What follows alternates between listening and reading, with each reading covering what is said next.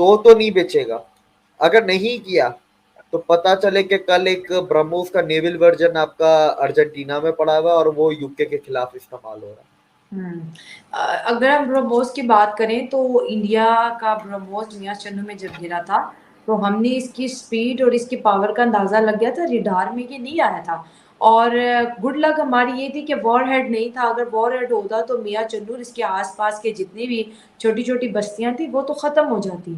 तो ये अगर हम जैसे अक्सर लोग बड़े कश्मीर के मुद्दे पर अग्रेसिव हो जाते हैं तो मैं अक्सर इस चीज़ से बड़ा डर जाती हूँ क्योंकि इंडिया ने अपनी जो ताकत है जो उसकी डिफेंस ताकत है अगर 15 मिनट में मुसलसल इस्तेमाल कर ली हमारा पाकिस्तान तो वो अब मैं कहती हूँ 100 साल तक फिर दोबारा कभी नहीं उठ पाएगा। देखिए इसके अंदर मैं आपको 3-4 चीजें बताता चलूंगा भाई। हमारे इधर एक तो न्यूक्लियर बम के पता नहीं क्या इतना प्यार है ना लोगों को।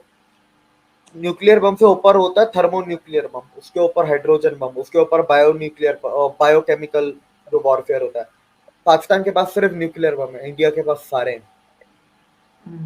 पहली चीज। जबरदस्त। और वो न्यूक्लियर बम से ज्यादा खतरनाक होते हैं, ये ऊपर जैसे थर्मो न्यूक्लियर उससे ज्यादा खतरनाक, हाइड्रोजन उससे खतरनाक, बायोकेमिकल। इसके बाद अब इसमें दो चीजें और होती हैं कि आप सामने वाली कंट्री के न्यूक्लियर वेपन को किस तरह न्यूट्रलाइज करेंगे। उसमें एक आपका ईएमपी आ जाता है और दूसरा आपका लेजर वेपन आ जाता है, ये दोनों भी इंडिया के पास है।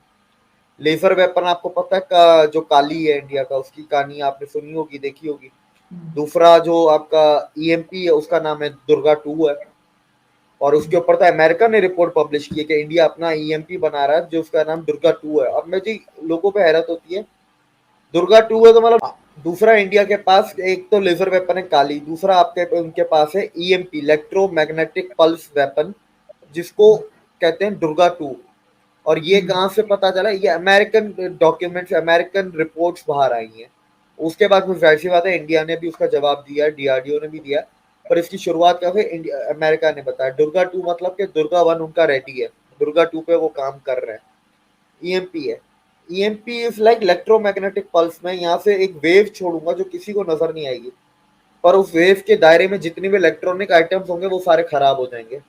लैपटॉप चलेगा नहीं, मोबाइल चलेगा नहीं, मिसाइल उड़ेगा नहीं। देखने में मिसाइल ठीक ठाक है पर अंदर उसका सर्किट वायरिंग खराब हो गई, वो उड़ेगा नहीं। तो इंडिया के पास वो दोनों भी हैं।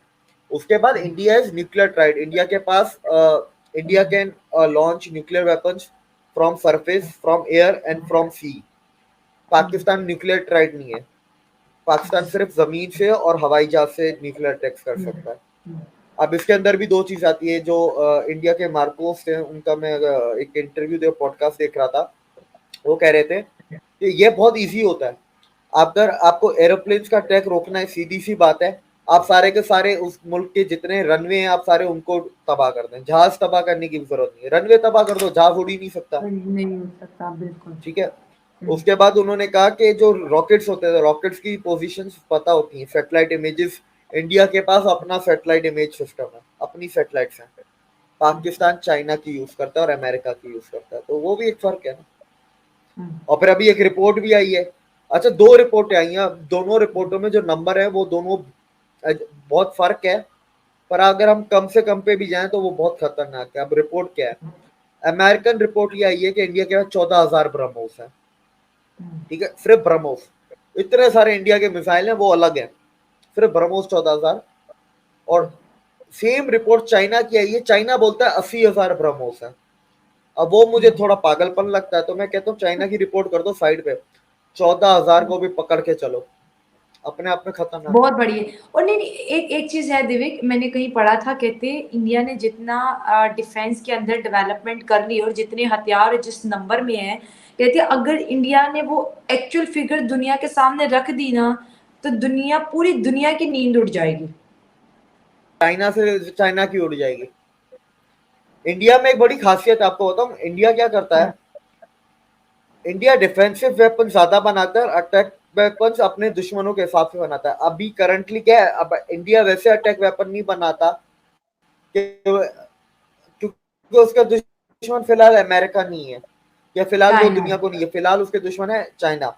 ठीक है। हम्म। तो इंडिया के अभी करंटली आप देखें लास्ट 3-4 सालों में जो भी नए वेपन सामने आते हैं वो ऐसे होते हैं जो चाइना को दिमाग में रख के बनाए हुए हैं कि 12,000 की फीट पे ये हथियार चलेगा नहीं चलेगा, ये टैंक 12,000 फीट की चलेगा नहीं चलेगा, ये पहाड़ी इलाके में हथियार कैसे काम करेगा, या अंडमान निकोबार आइलैंड पे स्ट्रेट ऑफ मलाक्का में कैसे करेगा।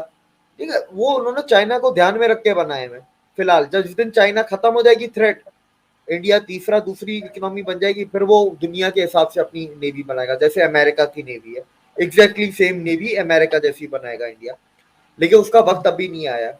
इंडिया बड़ी होशियारी से काम चल कर रहा है। अच्छा, दूसरी चीज एक और है इंडिया का, कि इंडिया का जो है ना, आपको मैं एक चीज बताऊं, इंडिया किसी के बाप से भी नहीं डरता।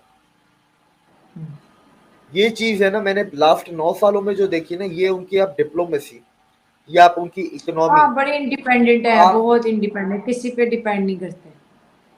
डिपेंड नहीं करती। दूसरा, आप अभी जैसे फॉरेक्स रिजर्व आए थे, पूरी दुनिया पता है क्या देख रही है यार, इंडिया के 600 प्लस हो गए, $600 बिलियन प्लस हो गए। मैंने वो, मेरे के लिए फर्क नहीं पड़ता 600 बिलियन प्लस हो गए। मैंने देखा इंडिया के गोल्ड रिजर्व कितने हुए, मेरे लिए वो मैटर करता है, क्योंकि गोल्ड रिजर्व डिसाइड करेगा कि इंडियन रुपी दुनिया में कितना ज्यादा स्ट्रांग होता है। 22-23 मुल्कों में इंडियन रुपी चल रहा है, 40 प्लस मुल्कों में यूपीआई चल रहा है।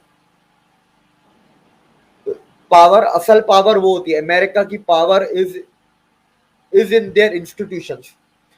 कि वर्ल्ड बैंक उनका है, आईएमएफ उनका है, यूएन उनका है, एफएटीएफ उनका है, दुनिया के सारे बड़े इंस्टीट्यूशन ही उनके हैं।